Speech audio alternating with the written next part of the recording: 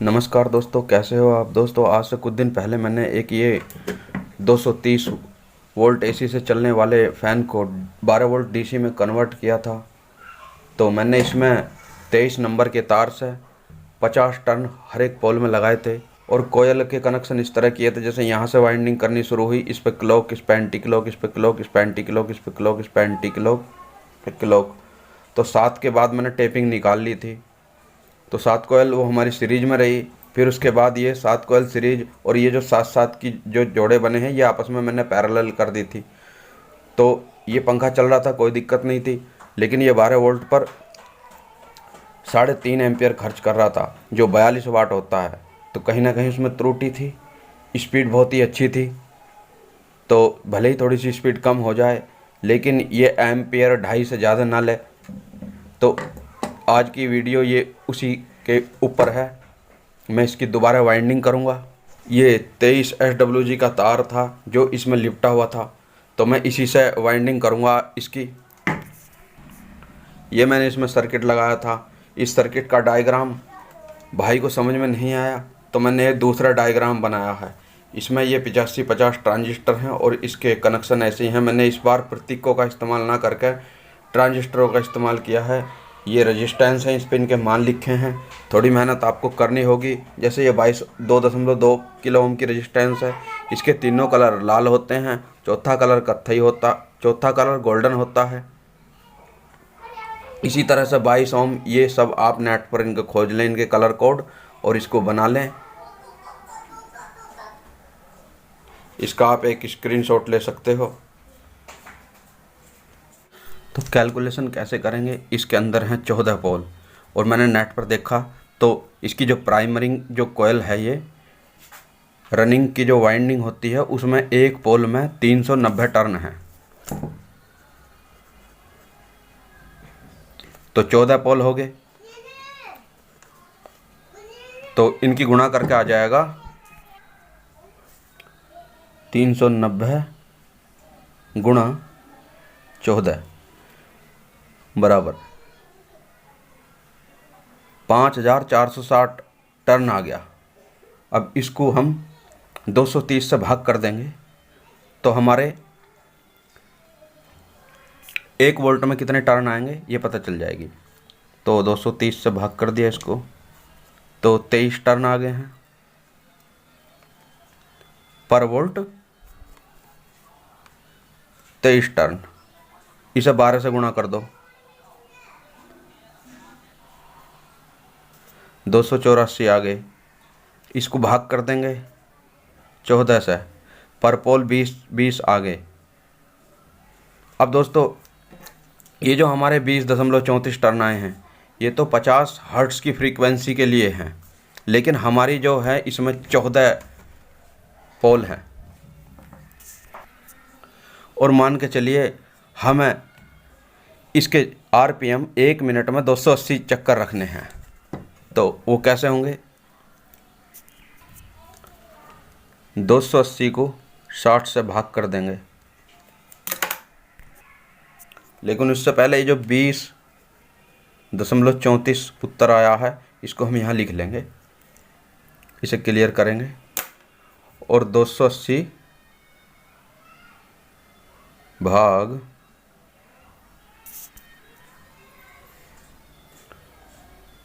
60, यानी 1 सेकंड में हमें 4 चक्रों की आवश्यकता होगी, 4.5 की।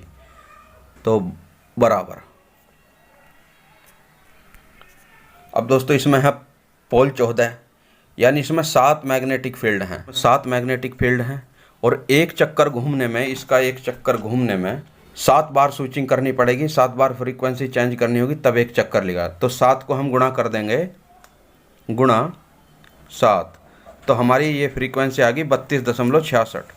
यदि RPM 300 चाहिए तो 280 के स्थान पर 300 रख दें। अब दोस्तों, हमारी पहली पुरानी फ्रीक्वेंसी थी 50 हर्ट्ज़ की, भाग कर देंगे इसे 32.6 से, तो ये उत्तर आ गया। अब इसकी गुणा कर देंगे हम 20.34 से, गुणा 20 31.34 बराबर लगभग दोस्तों 31 टर्न आए हैं। तो ये जो हमारे 31.1 आया, ये हमारे 31 टर्न आ गए। तो इसमें हम पर पोल 31 टर्न देंगे। तो मैंने ये एक्सरे पेपर के एक्सरे की पत्तियों को काट के इसमें फिट किया है। और दोस्तों मैंने ये पेपर लिया है एक्सरे की पत्ती का एक टुकड़ा, और ये मैंने किस हिसाब से लिया है, तो यहाँ से यहाँ तक और यहाँ से यहाँ तक जितनी गोलाई होगी इतनी लंबी दूरी की मैंने ये पट्टी ली है। और ये पट्टी मैंने चौड़ाई में इतनी ली है कि जब मैं इसे किनारे पे इस तरह मोड़ूं, इस तरह से चिमटी के अंदर लिया और इसको इस तरह मोड़ दिया। आप देख सकते हैं किनारा मुड़ चुका है कुछ इस तरह से, और फिर इधर से भी ऐसे ही मोड़ लिया, ये मुड़ चुका। और एक पैन के ऊपर इसे मैंने गोल किया है अच्छे से। इस पर थोड़ा नखून मार लेना है ताकि ये उठे हुए ना रहे, क्योंकि एक्सरे हार्ड है तो नखून से जोर पड़ सकता है। आप किसी चिमटी वगैरह का सहारा ले सकते हो। और फिर इसको एक पैमाने पर रख के इतना इधर इधर मोड़ देना है तरह से, अच्छी तरह मोड़ दिया। और फिर इधर भी मोड़ दिया इस तरह से। और अब इसको पेपर पे कर देंगे हम गोल, इस तरह पैन पे इस तरह गोल कर देंगे। पैन पे इसे अच्छी तरह गोल करने के बाद अब हम इसको इसमें लगा देंगे कुछ इस तरह से।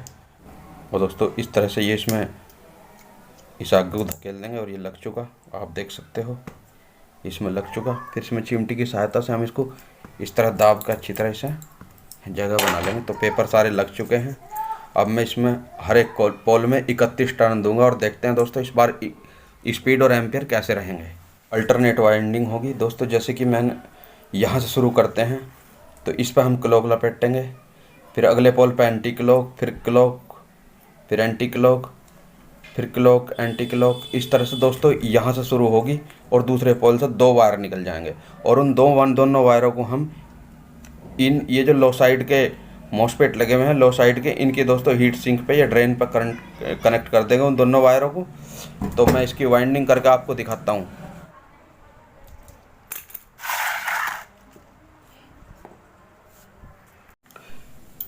इसकी वाइंडिंग कंप्लीट हो चुकी है और इसमें 2 सिरे निकले हैं। और इन 2 सिरों के कनेक्शन मैं अब यहाँ लो साइड के जो मॉसफेट हैं उनके ड्रेन के साथ कर दूंगा, यानी एक को यहाँ और एक को यहाँ।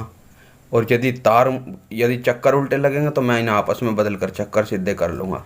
तो मैं अब इसको इसमें फिट कर देता हूँ और पंखे में लगा कर देखते हैं। दोस्तों हॉट ग्लू की सहायता से मैंने इसे चिपका दिया है, आप देख सकते हो। ये ठंडा होने के बाद अच्छी तरह चिपक जाएगा इस पर।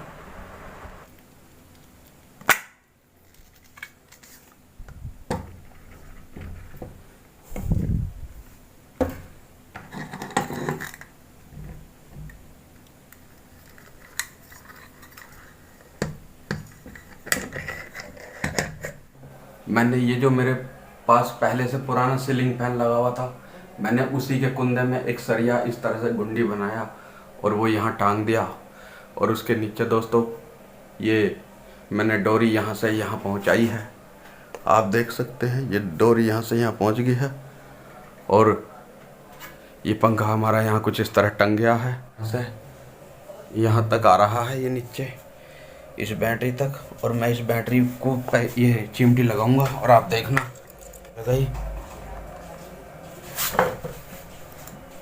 और उधर ये फैन घूमना शुरू हो गया। दोस्तों बताना क्या ये फैन कम स्पीड पर चलता है इस बैटरी से या पूरी, कमेंट करके बताना दोस्तों। और अब मैं आपको इसके एम्पियर भी चेक करा दूं। तो दोस्तों मैंने मीटर से कनेक्ट कर लिया है और मैं इसके यहाँ से ये जैसे ही लगाऊंगा आप देखना मीटर में किस प्रकार रीडिंग आएगी। ये तो रहा फैन और ये मैंने तार लगाया, ये घूमना शुरू हुआ। और दोस्तों यहाँ पर देख सकते हो आप एम्पियर, जैसे जैसे पंखा स्पीड ले रहा है वैसे वैसे इसके एम्पियर भी घटते चले जा रहे हैं।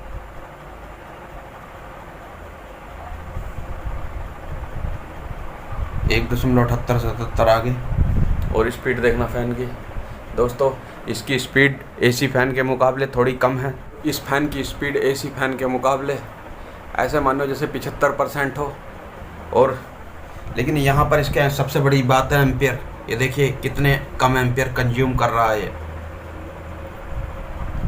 और दोस्तों इसके हवा भी बतेरी अच्छी है, इतनी ख़राब नहीं है। तो मैंने इसे एक बार फिर रिवाइंड किया है और इस बार मैंने ये 2 तारों से रिवाइंड किया है।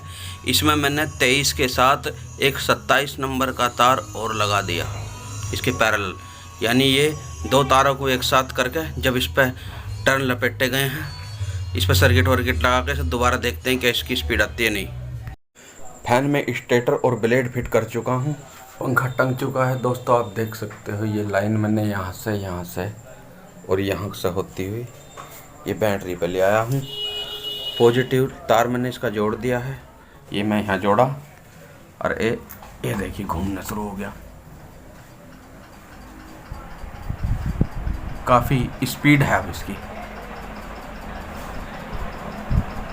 अब दोस्तों इसके एम्पियर भी चेक करते हैं। इसके आरपीएम अब 300 से ऊपर हैं 12 वोल्ट पर। 10 एम्पियर की रेंज में सेट कर दिया है। पॉजिटिव यहाँ जुड़ा पहले से ही है, निगेटिव मल्टीमीटर से। और इसकी जो ये प्रोब है मैं इसको यहाँ लगाऊंगा और आप देखना इस पंखे को ये मैंने लगाया और ये चल गया। और आप देख सकते हैं इसमें शुरुआत में इसने कितना करंट लिया है।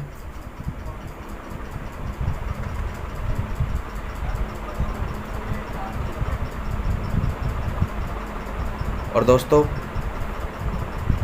अब ये 12 वोल्ट पर 2.18,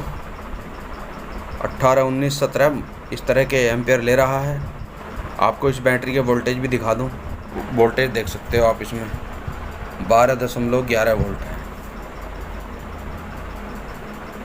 तो दोस्तों ये बहुत ही इफ़िशियंट पंखा बना है हमारा।